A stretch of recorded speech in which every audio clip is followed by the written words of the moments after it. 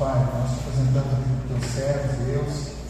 Agradecemos, Senhor, porque estão aqui, Senhor, deixaram seus afazeres, seus compromissos para te servir, Senhor, para abençoar a nossa igreja, Pai. Usa a vida deles como canal de bênção para os casais.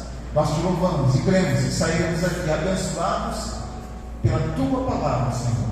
Nós oramos em nome do Pai, do Filho e do Espírito Santo. Amém. Amém? Vamos receber nossos irmãos, os pastores, aplaudindo, glorificando o nome do Senhor. Amém?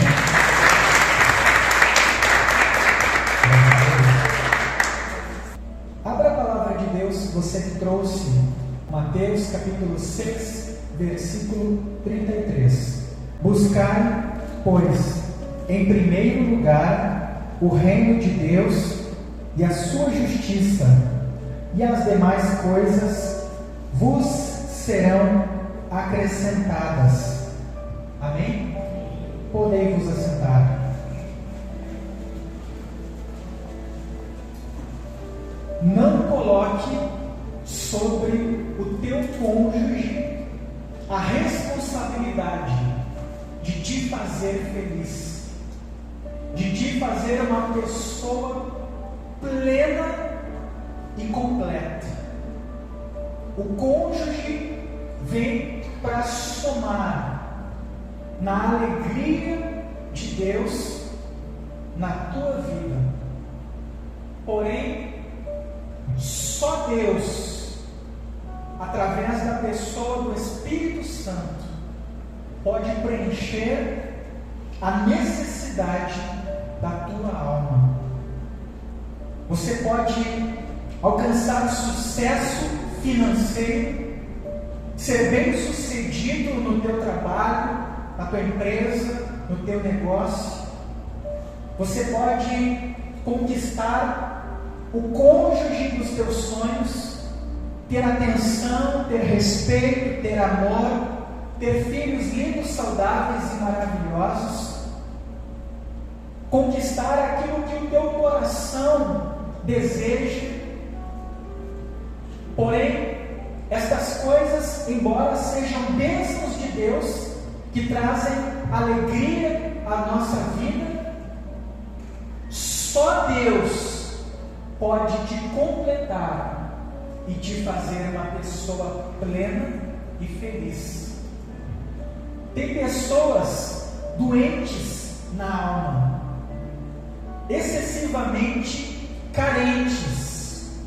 Todos nós precisamos de atenção, de carinho, de amor, principalmente do nosso cônjuge. Porém, tem pessoas que têm a alma semelhante a um poço sem fundo. Às vezes, lá na infância, ela sofreu rejeição de pai, mãe ou de ambos. Às vezes, ao ver dela, os irmãos tiveram mais atenção e amor. Ela se sentiu deixada de lado. Às vezes, um bullying na escola, por conta de um defeito físico, faz a pessoa não se aceitar, não se amar. Ela cresce com uma baixa autoestima, se sentindo sem valor. Então, quando ela conhece alguém que lhe dá atenção e inicia um relacionamento, ela faz daquela pessoa com quem está se relacionando o seu tudo.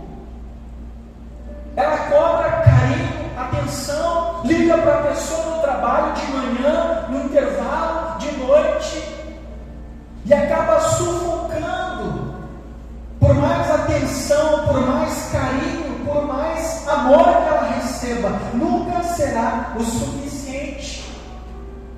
Porque ela está buscando na fonte errada. Só Deus pode preencher a nossa alma.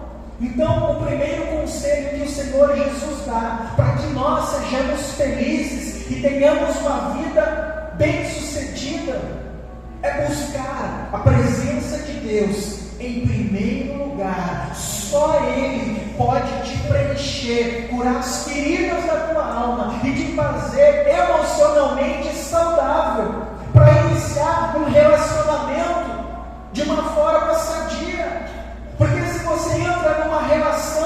doente na tua alma, cheio de mazelas, cheio de carência, dependendo da atenção de alguém que às vezes não tem nem tempo para si, como que você vai ser feliz? A tua vida emocional vai ser uma gangorra, cheia de altos e baixos. Então, busque a Deus, acima de tudo e de todos. Se preencha com a presença dEle, e você vai ser saudável emocionalmente para se relacionar com os filhos. Tem pais que sufocam até mesmo os filhos, querem que os filhos vivam os seus sonhos porque se frustraram. E quando você é cheio da presença de Deus, Ele cura a tua alma e te capacita a viver relacionamentos sadios. Você constrói sobre o prumo de Deus, e o que você constrói não cai, mas permanece. Pode vir a chuva, o vento, as tempestades, as provações, mas permanece de pé, porque você colocou o Deus Todo-Poderoso em primeiro lugar. Então, esse é o primeiro conselho. O segundo conselho, Mateus, capítulo 5, versículo 8. Bem-aventurados os limpos de coração. Algumas traduções diz os puros de coração, porque verão a Deus. O segundo conselho é: perdoe o teu cônjuge e o veja com bons olhos. O perdão é o ponto do princípio da ação de Deus na restauração de todo o relacionamento, seja com amigos, colegas de trabalho, familiares, pai e filho, e principalmente entre cônjuges. A pessoa com quem você mais convive, com quem você tem maior elo emocional, é a pessoa mais suscetível a ser ferida por você e a te ferir. É inevitável que venha um momento em que um casal que traz uma bagagem diferente, são dois mundos que se unem e se tornam uma só carne. Às vezes nós não entendemos a nós mesmos, divergimos em nossos próprios pensamentos. Imagina você convivendo dia e noite com outra pessoa. Vai ter momentos em que você vai pensar diferente do teu cônjuge, você vai sentir diferente, você vai desejar coisas diferentes, você vai falar uma outra língua, e no calor do momento vocês estão suscetíveis a ferir e ser ferido, com palavras, com gestos.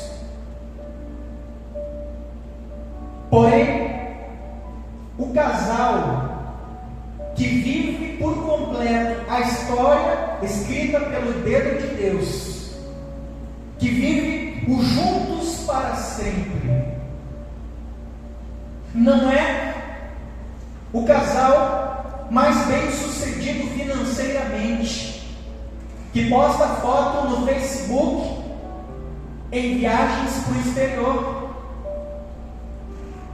ostentando o carro do ano. Tampouco é o casal mais estudado, que tem mestrado e doutorado. Tampouco é o mais popular, que tem mais amigos, mais seguidores, mais curtidas e likes. Essas coisas são bênçãos de Deus. Mas o casal que vive o juntos para sempre é o casal que se dispôs a perdoar e a restaurar Se você quer viver o juntos para sempre, você precisa aprender a perdoar.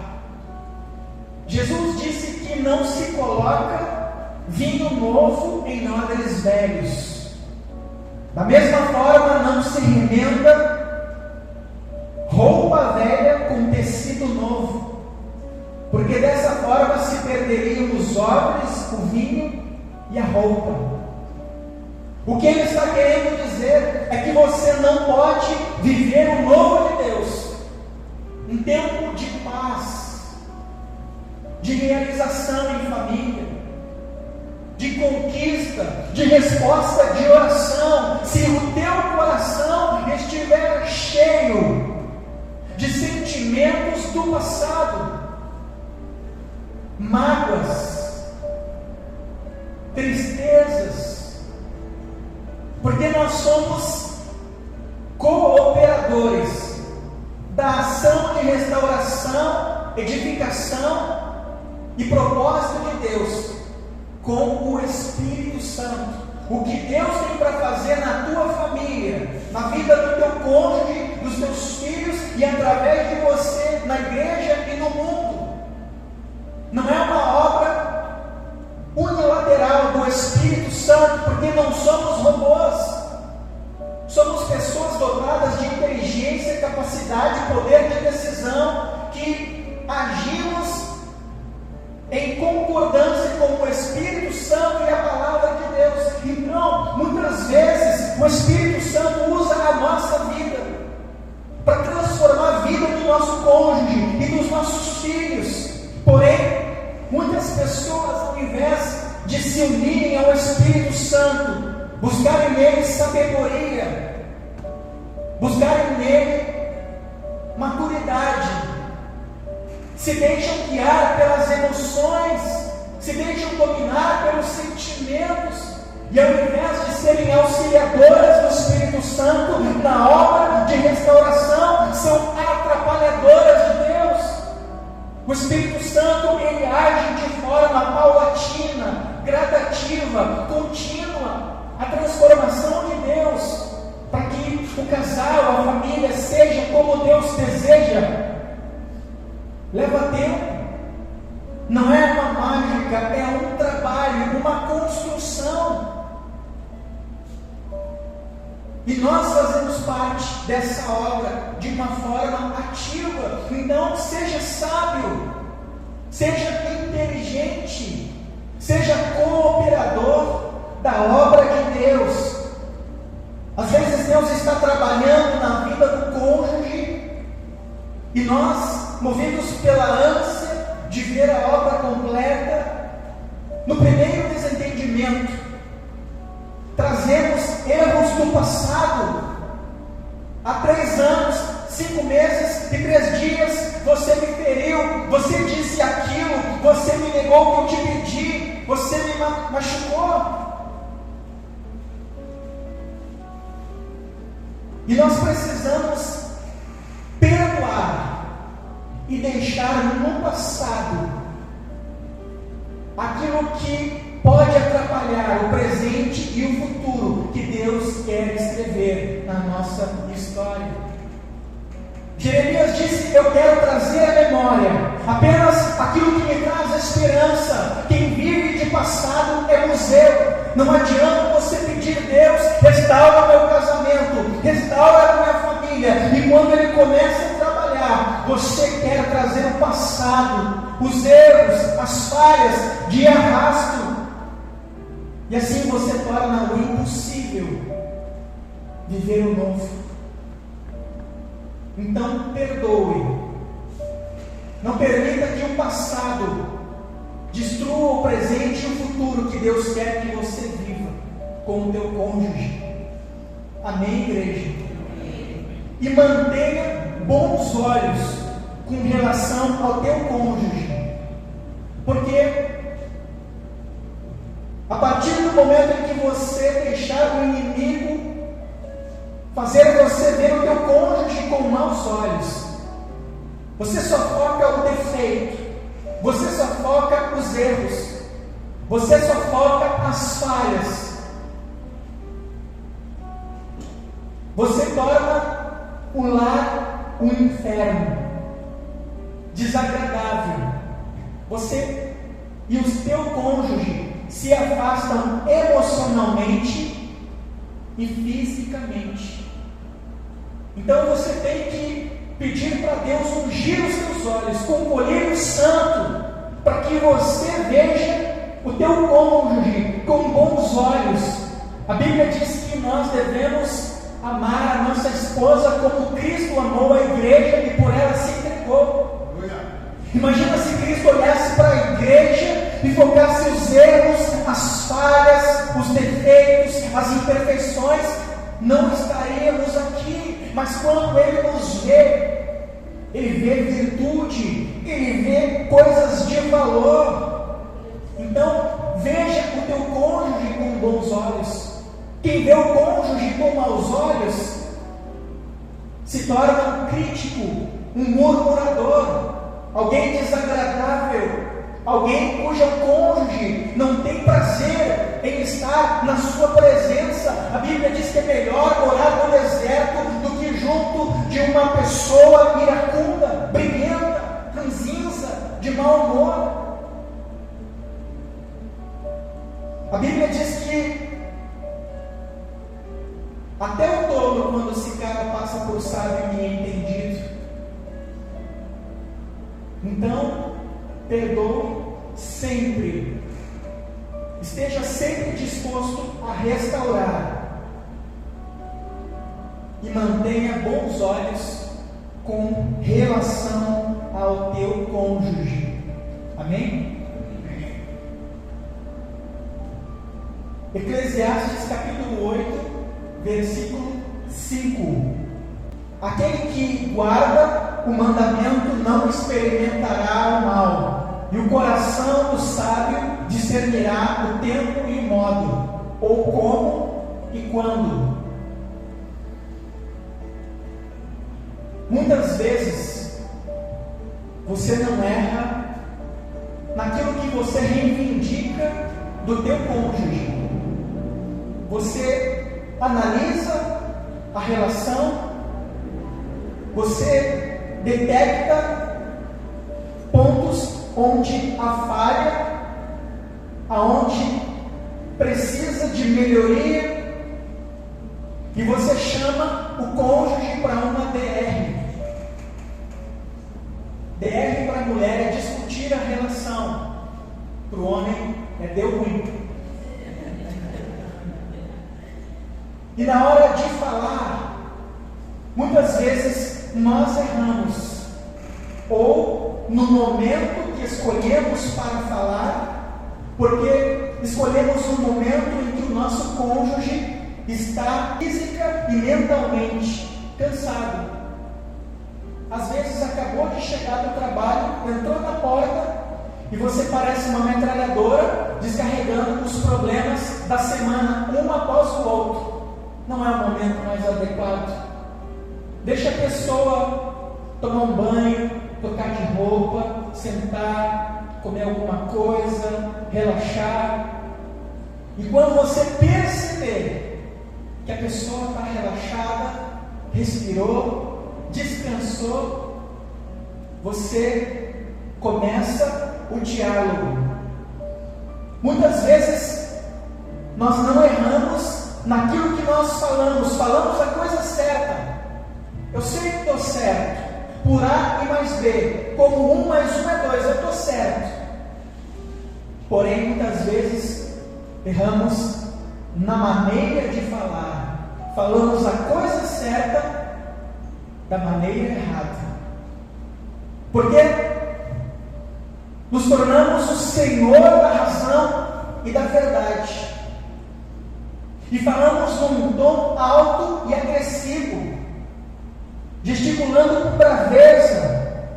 Olha aqui, ó, é assim e pronto. Somos rápidos para falar e impacientes para ouvir.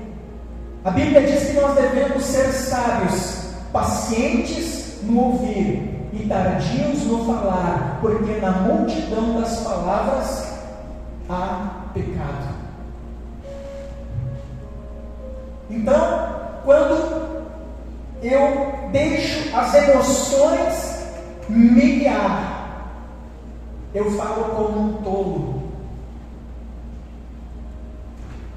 Eu falo com agressividade. É como se eu desligasse o botão do racional do meu cônjuge e o coloco no modo emocional. Eu coloco ele na flor das emoções, quando ele não está mais apto para me ouvir, para me entender. Ele está bravo, ele está fora de controle, ele está agindo impulsionado pelas emoções. O cérebro dele já não é mais a parte racional que está dirigindo, mas a emocional. Então seja sábio, fale com sabedoria, com mansidão, use as palavras certas, esteja pronto para ouvir. Às vezes você acha que é o dono da razão, mas se você parar para ouvir, talvez você ache lógica no que você vai ouvir. Muitos casamentos acabam esfriando emocionalmente. O casal acaba se afastando emocionalmente. Já não conversa, já não há diálogo. E logo após o afastamento emocional, vem o afastamento físico, por falta de sabedoria. Então, peça sabedoria. Tiago diz: aquele que deseja adquirir sabedoria, peça a Deus, que a todos dá sem medida. Peça sabedoria. Senhor, me dá sabedoria para eu saber o momento certo de falar e a maneira certa de me expressar. Que eu não fale com braveza, com raiva, como quem impõe, mas como quem é movido por amor e busca o aperfeiçoamento do relacionamento. Quando você fala com amor, o teu olho brilha de uma forma diferente. Vai ser mais fácil da pessoa te ouvir. E vocês vão juntos chegar a um denominador comum. Se você quer sempre ter a razão, se você quer sempre impor a tua vontade, a tua verdade, é do meu jeito e acabou, você anula a outra pessoa. Alguém anulado não é feliz. E quem não é feliz não dá felicidade, porque ninguém dá o que não tem. Logo serão dois infelizes trocando farpas dentro de um lar. Então, peça sabedoria para Deus. Antigamente, os homens eram mais difíceis de comunicação, mas as mulheres tinham sabedoria, porque elas não queriam medir forças. Elas iam com um jeitinho e fazia os bagual, fazia a vontade delas em tudo, sem confronto, só com sabedoria, só com jeitinho. Peça para Deus sabedoria e Ele vai abençoar o teu relacionamento. Amém? Eclesiastes 4, 9 a 12.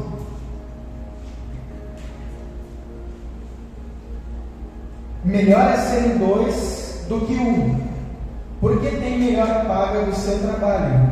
Porque se um cair, o outro levanta o seu companheiro. Mas ai do que estiver só, pois caindo não haverá outro que o levante. Também, se dois dormirem juntos, eles se aquentarão. Mas um só, como se aquentará? E se alguém prevalecer contra um, os dois lhe resistirão. E o cordão de 3 dobras não se quebra tão depressa. Seja o melhor amigo do teu cônjuge.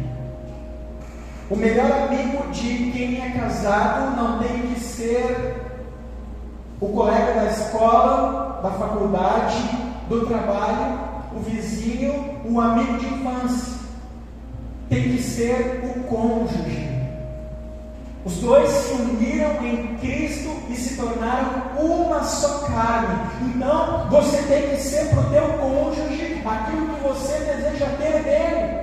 Seja o melhor amigo, seja um ouvinte paciente, seja um conselheiro sábio e um incentivador apaixonado. Um lar onde o casal se trata com respeito, com educação, onde um dá apoio emocional para o outro. É como se esse lar fosse uma fortaleza. Do lado de fora do portão pode haver guerra, mas dentro ambos se sentirão protegidos, fortes, porque vai encontrar no abraço um do outro a força necessária para ficar de pé diante das batalhas que se levantam. Você pode dizer para o teu cônjuge: eu enfrento o mundo inteiro só com uma mão, se você estiver segurando na outra. Foi feita uma pesquisa por uma revista americana que perguntou para empresários de muito sucesso: qual o motivo que você acha que te leva a se destacar e a ter tanto sucesso, tanto êxito? Talvez você pense que eles disseram: eu estudei em uma boa faculdade, em Harvard. Mas a maioria dos empresários de sucesso respondeu dizendo: eu acredito que eu tenho sucesso como empresário porque eu tenho base no meu lar. O meu lar é um ambiente de paz, aonde eu renovo as minhas forças, aonde eu me sinto amado, aonde eu recebo palavra de incentivo. E quando eu saio para trabalhar, para resolver problemas, para enfrentar os gigantes, eu saio forte, eu saio em paz, eu saio lúcido para tomar as decisões mais assertivas. Eu não saio com a minha cabeça preocupada, com problemas de casa, atormentado por um relacionamento onde só há briga e desentendimento. Meu lar é um pedacinho do céu. E é isso que Deus quer para cada um de nós. Um lar que seja um pedacinho do céu, um ambiente agradável, aonde você está do lado do teu melhor amigo, da pessoa que vai te ouvir e não vai ser um coveiro de sonho, porque tem casal que não precisa do diabo, tem casal que não precisa do inimigo. Um dos cônjuges abre o coração, conta um sonho, um objetivo, e a outra pessoa, ao invés de incentivar, de animar, de dar força, dizer: eu estou contigo, vai dar certo, Deus é conosco. Quem tu não te enxerga, tu acha que tu vai conseguir? Mas te olha. O inimigo na mesma cama. Então, não deixa o diabo usar a tua boca. A Bíblia diz: em parte falamos, em parte profetizamos. Abre a tua boca como instrumento de Deus para profetizar bênção e vitória sobre o teu cônjuge, sobre o teu casamento, sobre os teus filhos, sobre o teu lar, sobre os sonhos de vocês. Há poder nas palavras. Em 2001, eu ministrava em Viamão e após a palavra, um rapaz, eu chamava ele de Gaúcho, pediu uma oração: pastor, ore por mim. O que foi contigo, Gaúcho? O que tu está cabisbaixo? Pastor, tive uma briga lá com a minha mulher, no calor da discussão, eu disse uma palavra, e por causa da minha palavra maldita, a minha esposa arrumou as roupas dela e da nossa filha e saiu de casa. Eu destruí a minha família por causa de uma palavra impensada. Não empresta a tua boca para o diabo. Tem muito poder na palavra. Jesus disse que a boca fala aquilo que transborda o coração. O salmista chegou a pedir: Deus, coloca um anjo nos meus lábios, para eu não pecar contra ti. Então seja sábio. Profetiza bênção, vitória, profetiza o cumprimento da palavra de Deus. Próximo ponto: seja companheiro do teu cônjuge. Casamento não é para quem pensa só em si, para pessoa egoísta, para pessoa que só faz o que gosta, só vai aonde tem vontade, só se reúne com pessoas que se agradam. Jesus anulou a si mesmo em favor da igreja. Quem é casado tem que ser companheiro do cônjuge. Muitas vezes você tem que fazer programas que para você não é agradável. Quando eu vou no shopping, eu vejo aquele banquinho na frente do provador feminino, eu digo, é o banquinho do TED. Cada vez que eu passo, tem um marido lá entediado esperando. A esposa entra na loja para a mulher uma terapia. A mulher entra na loja, brilha os olhinhos, ela vai lá e pega um monte de roupa, chega a pesar o braço, e ela vai lá: vamos lá, meu amor. E ela entra. Dali a 15, 20 minutos ela volta e diz para a coitada da moça que trabalha ali: vai levar alguma? Não, qualquer coisa eu volta nada. O homem não. O homem quer comprar algo, ele entra, viu um, dois, ele já pega e já leva ali. Nem escolhe direito, é ou não é? A maioria. Tem exceções. Então, se eu sou casado, por exemplo, a minha mulher faz teatro, vai apresentar, ela luta jiu-jitsu, vai ter um campeonato. Para mim o teatro é chato, suposição. Para mim o jiu-jitsu é perda de tempo. Mas para ela é importante. E porque para ela é importante, eu vou estar lá na fila da frente, vibrando, torcendo, dizendo: vai, meu amor, tu consegue, derruba ela, uhul, linda. Um participa da vida do outro, não é nada de individualismo. Eu só vou aonde eu quero, eu só faço o que eu quero. A pessoa que é assim só tem um jeito de ela fazer alguém feliz, sendo solteiro. Coitado de quem casa com alguém individualista, egoísta, que só pensa em si. Casamento você coloca o outro em primeiro. Imagina um casal onde um prioriza a felicidade do outro. Vai ser um casamento feliz, vai ser um casamento agradável, porque você vai priorizar a felicidade do teu cônjuge e ele vai retribuir priorizando a tua. Então vai haver companheirismo, vai haver unidade, não vai ter brecha para o diabo. Vocês vão ser fortes juntos. Então seja companheiro do teu cônjuge. Muitas vezes você vai ter que ir lá na família. Quando você casa, às vezes você tem que assumir parte da família, você tem que de vez em quando ir: ah, mas eu não gosto porque só é música alta, é cerveja, é palavra que eu não curto. Mas de vez em quando você vai ter que respirar e dizer: Senhor, me dá graça. E você vai.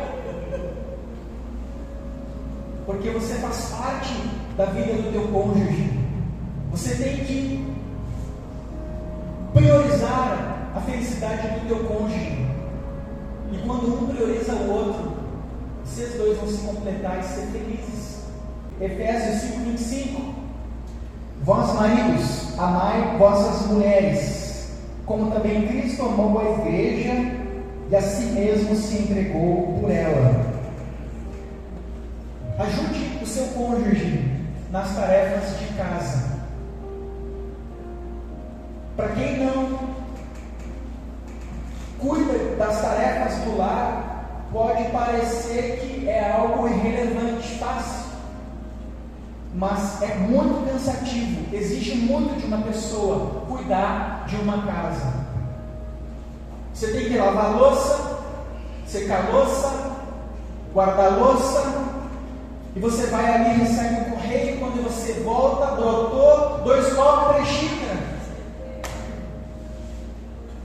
Parece que vai se multiplicando. Eu já pensei, vou colocar dinheiro aqui para ver se multiplica. Porque parece que tem sempre alguma louça para lavar. Na tua casa também é assim? Tem sempre alguma louça brotando. Limpa o cocô do cachorro, do gato, limpa a areia, coloca água, troca a ração, faz a compra, guarda a compra, faz comida, lava a louça, seca a louça, guarda a louça, lava a roupa, tira, estende, recolhe, dobra, guarda, aí tem que cozinhar de novo. Vai se repetindo, vai se repetindo. Aí o cônjuge chega, parece que é só ele que trabalha. Aí chega, abre a porta, cheguei, tira a bolsa na sala, vai tirando o sapato pelos corredores, entra na mãe, mulher, a toalha, tem o rei da toalha esquecido aí, só lá na minha casa, que é assim, ó. Mulher, a toalha, aí fica lá, toma e canta, eu canto te ver. Dali a pouco sai, cadê a boia? A mulher vai lá, escrava do lado. E aí olha para a mulher, hoje tem. A mulher está cansada, está esgotada. A vontade que a mulher tem é de botar o pé na vassoura, desenroscar o carro e dar na cabeça. Porque quando uma pessoa está fisicamente cansada, quando o cônjuge não ajuda um ao outro nas tarefas de casa, a pessoa se sente desvalorizada. Sim ou não? Porque o serviço é uma das linguagens do amor. Quando você serve, quando você ajuda, cada gesto, você está dizendo: eu te amo, eu me importo com o teu bem-estar. Somos um time, você não está sozinha.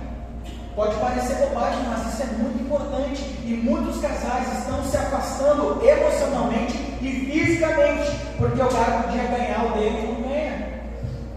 A mulher está podre, está cansada. Então ajude.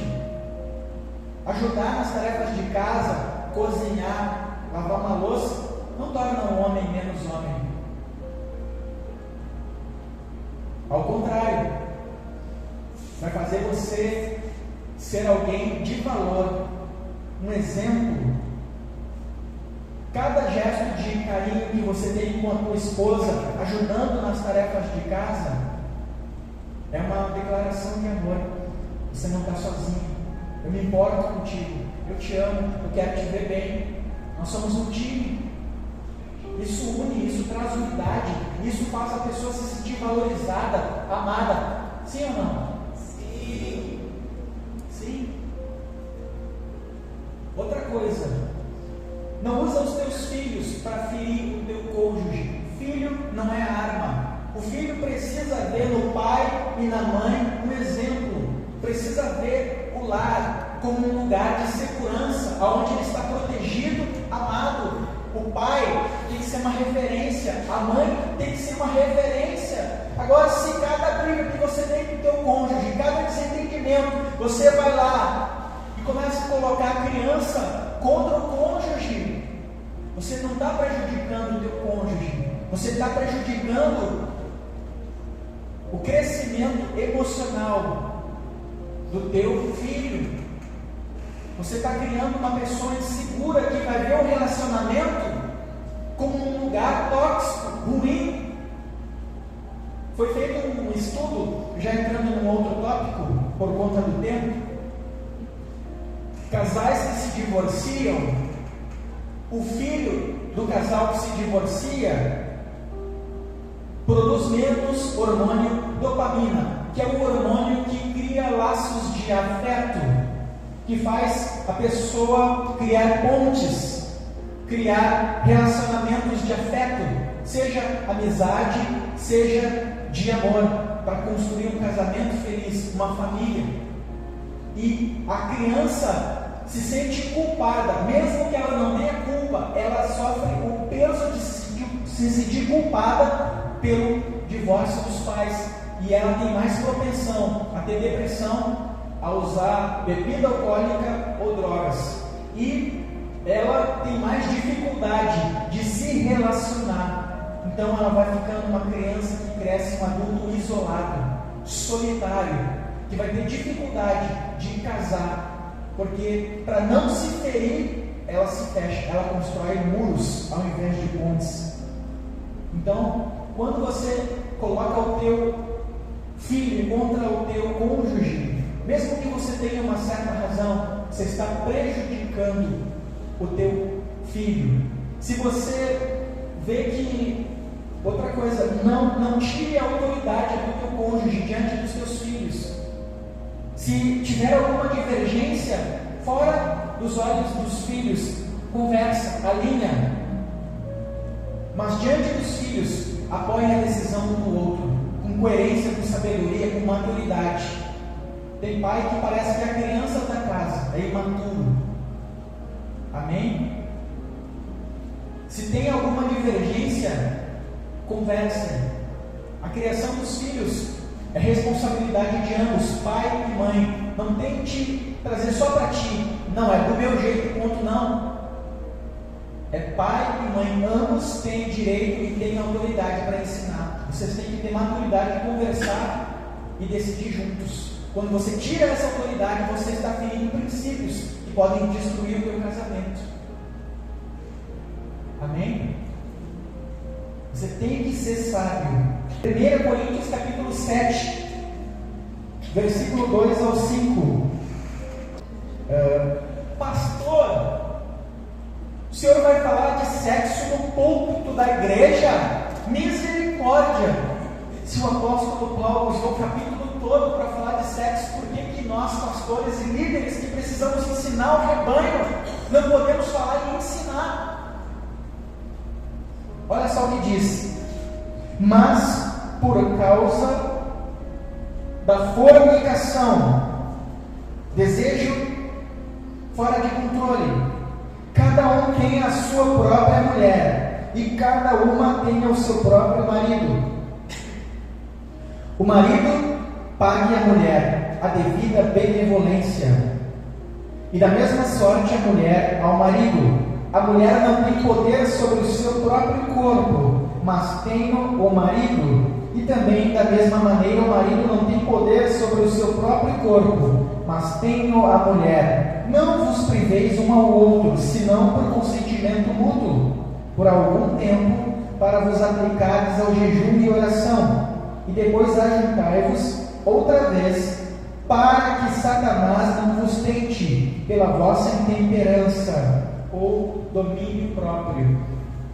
Quando nós nos convertemos, nós trazemos o conceito de sexo para a nossa vida cristã, pensando que sexo é impuro, é sujo, é pecaminoso.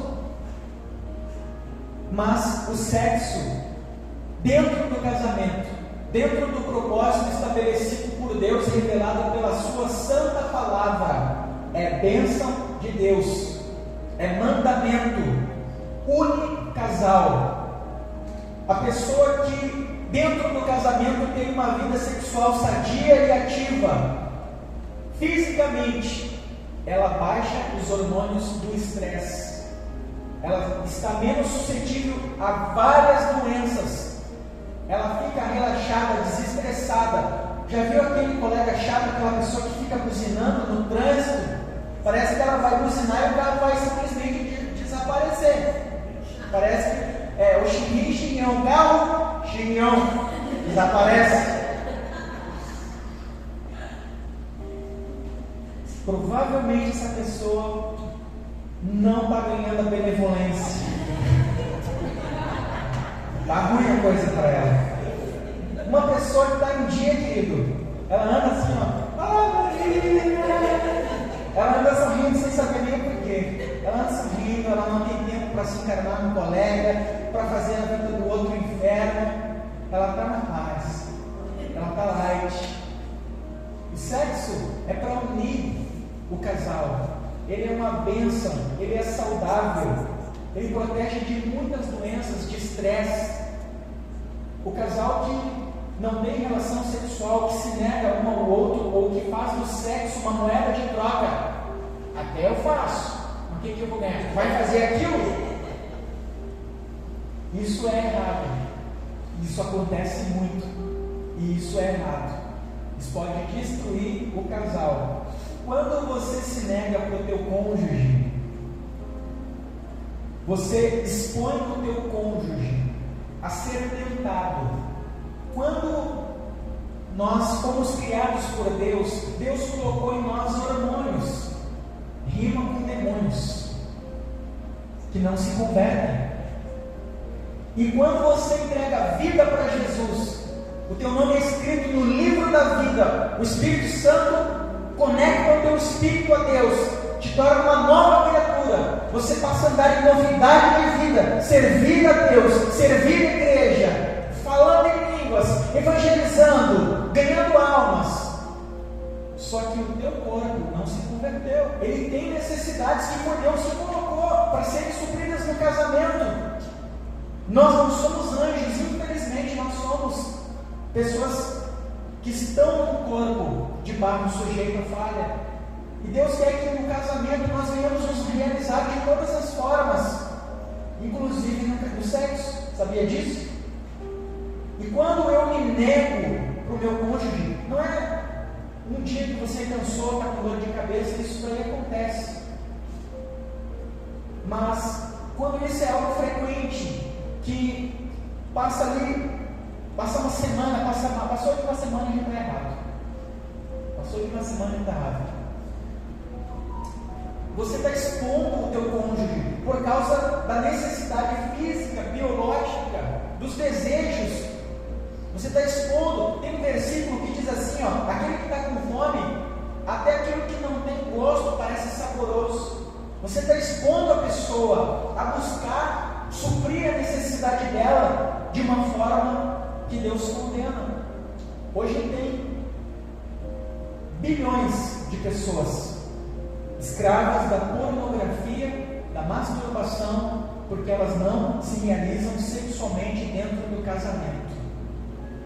Pessoas, inclusive, que fazem parte da igreja, que se chamam pelo nome do Senhor, que servem ao Senhor, que tocam nos altares, que cantam nos altares, que pregam nos altares, mas que estão escravas da pornografia, da masturbação, porque não se realizam no casamento com o cônjuge.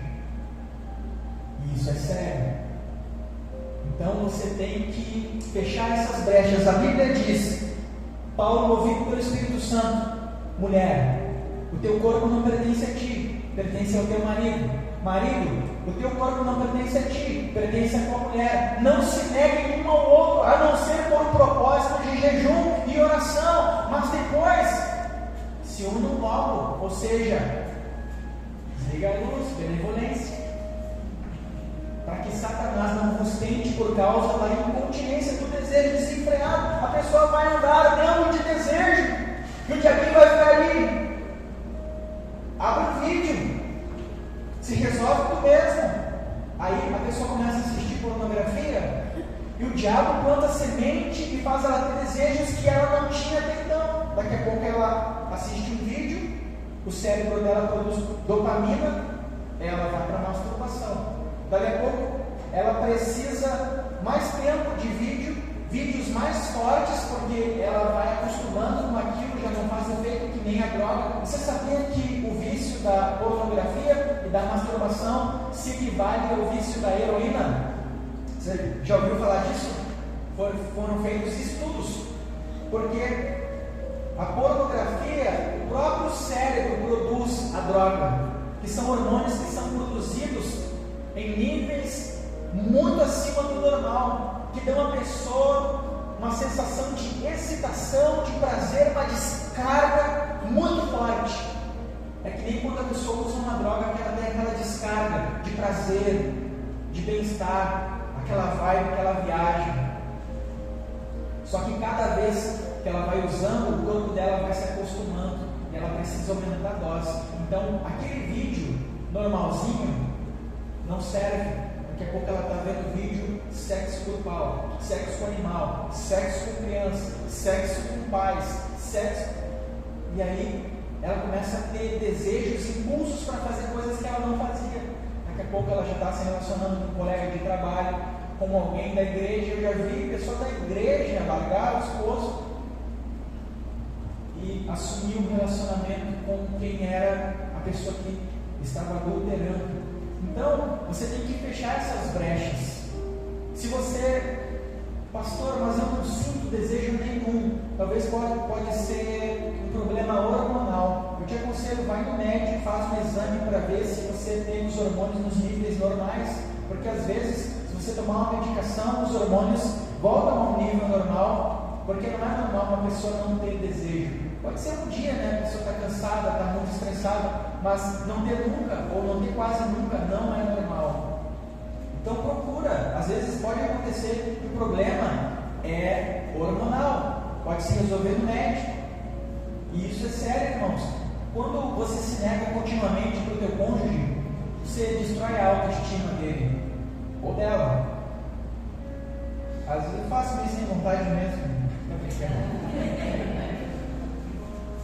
E você destrói a autoestima da pessoa. Você faz a pessoa se sentir pequena, sem valor, mal amada, triste, infeliz. Você coloca a pessoa para baixo. Não estou dizendo assim, lá uma vez. Eu estou dizendo quando isso se torna frequente. Isso destrói a saúde emocional e afasta o casal. Pode ver depois do ato, o casal não fica mais unido, não fica mais leve, sorrindo. Você não sabe nem porque está dando risada. É ou não é? Fica mais unido, já se abraça, aquela coisa toda. Porque o sexo, ele não tem a função apenas de reprodução. É para unir o casal. É para unir, é para aproximar. É para trazer prazer, alegria, realização. É para baixar o cortisol, o hormônio do estresse. Para que você não fique lá no trânsito, que você não fique brigando, puxando, irritando os colegas de trabalho. Quem não tem um colega chato? Olha, pastor, eu tenho um colega chato. Coitado, não está ganhando a devida benevolência. Vamos nos colocar em pé? A minha esposa disse: passa. Se não passar, não sou eu. O dia que for menos do tempo, a minha esposa vai dizer assim: é um robô. Passado o tempo. Mas hoje eu tive o aval lá do pastor. Tem bastante coisa para ser falado sobre casamento. Eu tenho lá no meu canal do YouTube, Pastor Márcio Lima, uma playlist. Tem mais de 50 vídeos lá que eu falo sobre diversos temas. E é bem legal, dá uma visita lá. Conhece nosso trabalho. Estou à disposição da igreja, do pastor, da pastora. Vou pedir para minha esposa vir aqui na frente. Vamos ter um momento que eu quero orar com vocês. Vou pedir para os pastores virem aqui na frente também. A Bíblia diz que a oração de um justo muito pode. Quando nós conhecemos a palavra, Deus nos revela através da palavra dele aquilo que ele deseja que nós melhoremos, aperfeiçoemos. Nós vemos a melhora de uma forma visível. O que vai mudar o teu casamento, a tua família, não é o quanto você ouve, mas é o quanto você aplica o que você aprendeu. Se você colocar em prática, Jesus disse lá em Mateus capítulo 7, ali no versículo 21 a 24, aquele que ouve as minhas palavras e as pratica, é semelhante a um homem sábio que edificou a sua casa sobre a rocha, e vieram a chuva, os vendavais, as enchentes, e bateram com ímpeto contra a sua casa, mas ela permaneceu firme e forte, porque estava sustentada pela rocha.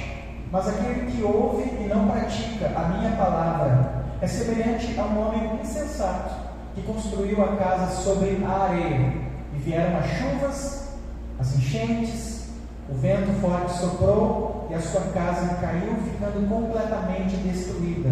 Lá em Tiago capítulo 1, versículo 22, Tiago vai dizer: tornai-vos, pois, praticantes da palavra, e não apenas ouvintes, enganando-vos a vós mesmos. Uma vez uma mulher disse para o Senhor Jesus na sinagoga: bem-aventurada a mulher cujos seios te amamentaram. E ele respondeu dizendo: antes, mas bem-aventurados todos aqueles que ouvem e praticam a palavra de Deus. Então, se você praticar o que você ouviu, você vai ver de uma forma clara, visível, indiscutível a mudança. Perdoe, veja o teu cônjuge com bons olhos, restaure sempre que necessário, tenha sabedoria para falar, fale no momento certo, da maneira certa, transforme o teu lar num lugar agradável. Tem pessoa que trata as pessoas da rua com paciência, com mansidão, com ternura. A pessoa te olha e te diz: ah, tão amigo, tão querido. Em casa no cavalo. O que tu quer, tio? Impaciente, briguento, iracundo. A primeira pessoa com quem nós temos que ser educados, amáveis, é com o nosso cônjuge, é com os nossos filhos, é na nossa casa. Mas isso aí já é para um outro dia, tá bom? Eu vou iniciar a oração e vou passar para o pastor, para a pastora, que vão dar continuidade. Feche os teus olhos. Pai, nós glorificamos o teu nome, porque o Senhor é bom e tem cuidado de nós. Obrigado, Pai, pela riqueza da tua palavra, que nos revela a tua vontade boa, perfeita e agradável para todas as áreas das nossas vidas. Pai, nos ensina a ser obedientes à tua voz, a construir alicerçados sobre a tua palavra, nos dá domínio próprio, nos dá mansidão, nos ensina a ser um marido segundo a vontade de Deus, nos ensina a ser esposa dentro da vontade de Deus. Pai, nós precisamos de mais graça para sermos um marido, uma esposa cristã, muitas vezes, do que para ser um líder, porque é muito fácil falar, ensinar, fazer coisas, mas difícil é viver, difícil é renunciar o nosso eu, a nossa vontade, para que sejamos aperfeiçoados pela tua palavra. Meu Deus, o teu propósito é se revelar ao mundo através do nosso casamento, da nossa vida, da nossa conduta. A tua palavra chega a nos comparar com pedras vivas que o mundo lê,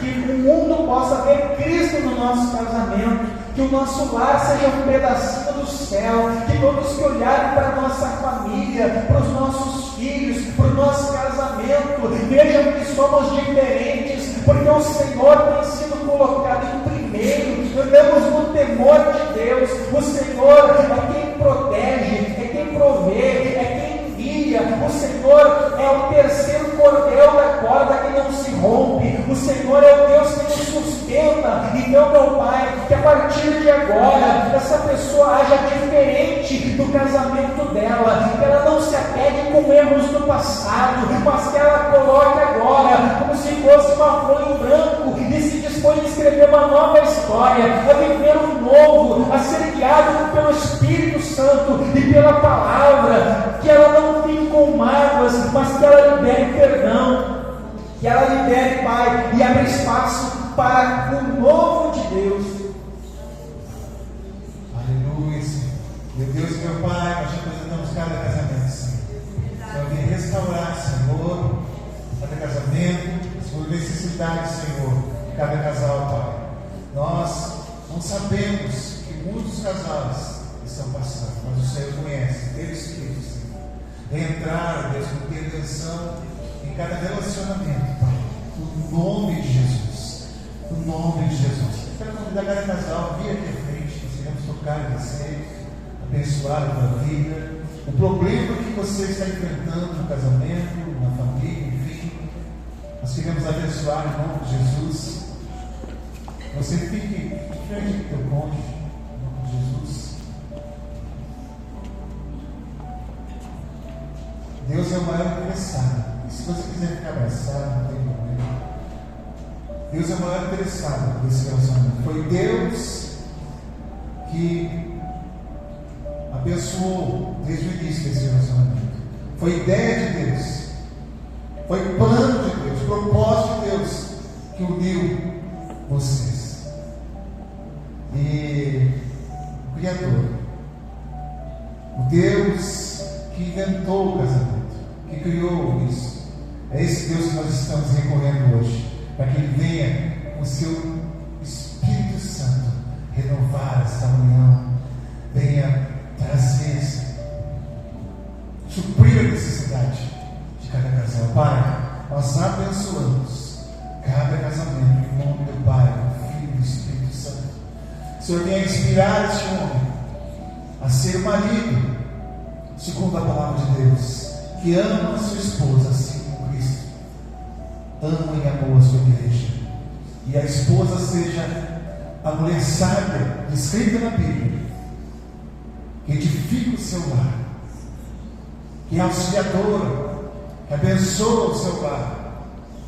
Pai, nós abençoamos cada marido, nós abençoamos cada esposa, e queremos, Senhor, declarar nossa confiança em Ti, que todos sairão daqui, Senhor, renovados, casamentos renovados, fortalecidos e alicerçados no Senhor Jesus.